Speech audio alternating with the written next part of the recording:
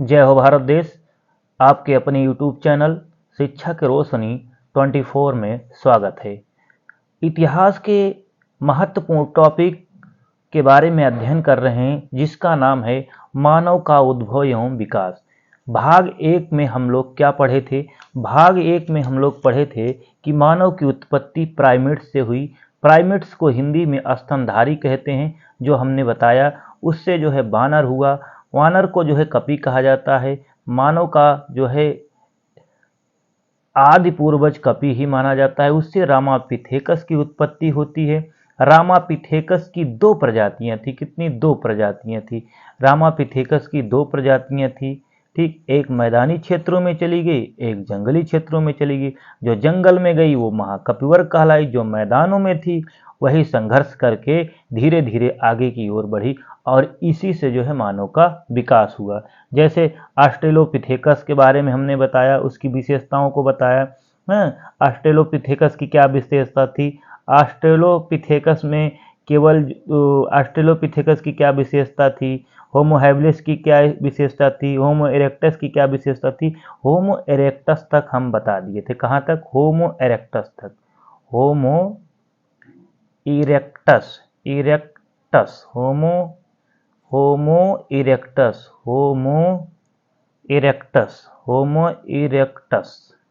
ठीक, यहाँ तक हम पढ़ा दिए। होमो इरेक्टस की विशेषताओं में हमने बताया, यह मानव जो है हाथों का खुलकर प्रयोग करने लगा।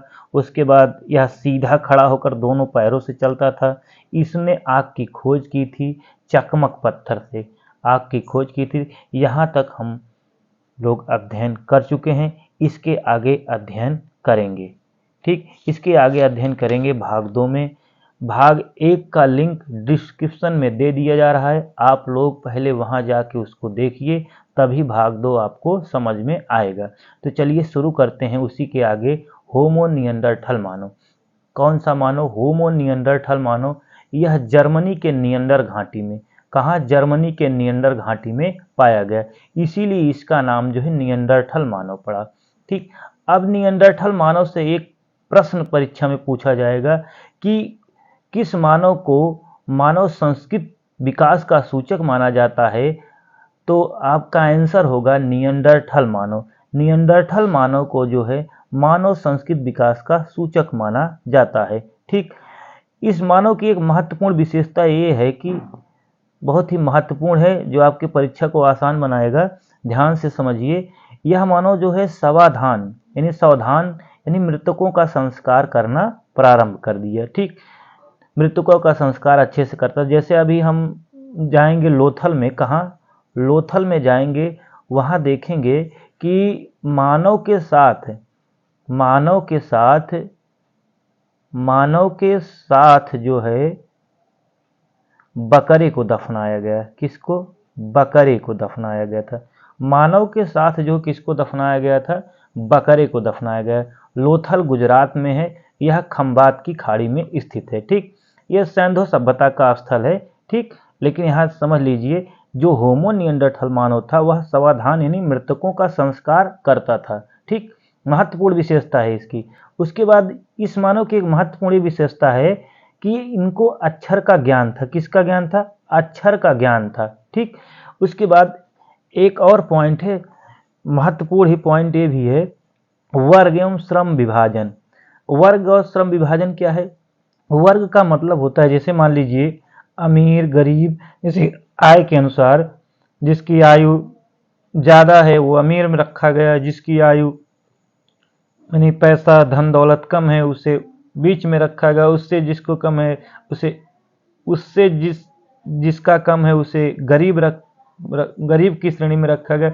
एक महत्वपूर्ण श्रम विभाजन। जैसे मान लीजिए, श्रम विभाजन का अर्थ क्या होगा? जैसे मान लीजिए एक बिल्डिंग बन रही है। अब बिल्डिंग बनाने का काम कौन करेगा? कारीगर करेगा। ठीक, कारीगर करेगा। कौन सा कारीगर करेगा? जो मान लीजिए दीवार बनाने वाला कारीगर अलग होगा, उसका श्रम अलग है। यानी उसमें पेंटिंग करने वाला अलग होगा। यानी जो घर है इसके घर में जो ईंट जोड़ने वाला मिस्त्री अलग होगा, यानी पेंटिंग करने वाला अलग होगा। इसमें जो दरवाज़ा है, दरवाज़ा लगाने का काम बढ़ई करेगा। तो सब कहने का मतलब अलग अलग जो है श्रम के अनुसार जो है इसका विभाजन कर दिया गया था। इस मानव की विशेषता है, किस मानव की? होमो निएंडरथल मानव की। उसके बाद हमने देखा कि आग का व्यापक रूप से प्रयोग करना प्रारंभ कर दिया होमो निएंडरथल। आग का जो है व्यापक रूप से प्रयोग किया, लेकिन आग का जो है पहली बार प्रयोग किसने किया था? तो होमो इरेक्टस ने किया था, जो हमने आपको भाग 1 में बताया था। ठीक, यह मानव समूहों में रहता था। जाहिर बात, जब संस्कृत का विकास हुआ, सभ्यता का विकास, इसके अंदर सभ्यता आई, तो समूहों में रहेगा। जब समूहों में रहेगा तो सामाजिक विकास होगा। क्या होगा? सामाजिक विकास होगा, सामाजिक विकास होगा। ठीक, यह मानव जो है समूह में रहता था, इसलिए इस मानव का सामाजिक विकास भी हुआ। ठीक, यह मानव गुफाओं में रहना प्रारंभ कर दिया। क्या? गुफाओं में रहना प्रारंभ किया, गुफाओं में रहना प्रारंभ किया। मान लीजिए पहाड़ है, ये पहाड़ है, ये पहाड़ है, और इसी पहाड़ के बीच में ये काट कर जो है यहाँ जो है इसी पहाड़ के बीच में मानव रहता था गुफा बनाकर। ठीक, एक महत्वपूर्ण विशेषता ये भी है। चलिए आगे चलते हैं। इसी के क्रम में आता है क्रो-मैग्नोन मानव। यह मानव जो है होमो सेपियंस का जो है पूर्वगामी माना जाता है, यानी होमो सेपियंस का, यानी कहने का मतलब होमो सेपियंस के अनुसार हुबहू मिलता था। ठीक, इसकी खोज जो है कहाँ हुई? फ्रांस में हुई। यह मानव कहाँ पाया गया? यानी क्रो-मैग्नोन मानव की जीवाश्म फ्रांस में पाए गए। ठीक, यह मानव चित्र बनाता था। क्या बनाता था? चित्रकारी, यानी चित्र बनाता था, इसलिए इसे चित्रकारी मानव भी कहा जाता है। क्रो-मैग्नोन को कौन सा मानव कहा? चित्रकारी मानव भी कहा जाता था। ठीक, इसकी एक विशेषता यह थी, यह शिकार एवं मछली पकड़ने में निपुण था। शिकार एवं मछली पकड़ने में निपुण था यह मानव। शिकार एवं मछली पकड़ने में यह मानव निपुण था। ठीक, तो अब एग्जाम में पूछा जाएगा चित्रकारी मानव किसे कहा जाता है? तो चित्रकारी मानव क्रो-मैग्नोन को माना जाता है। यानी कहने प्रारंभिक चित्रकारी मानव किसे कहा जाता है, ऐसा प्रश्न बनेगा। प्रारंभिक चित्रकारी मानव किसे कहा जाता है? तो क्रो-मैग्नोन को कहा जाता है। कहाँ पाया गया? फ्रांस में पाया गया। ठीक, देखो यह मानव जो है होमो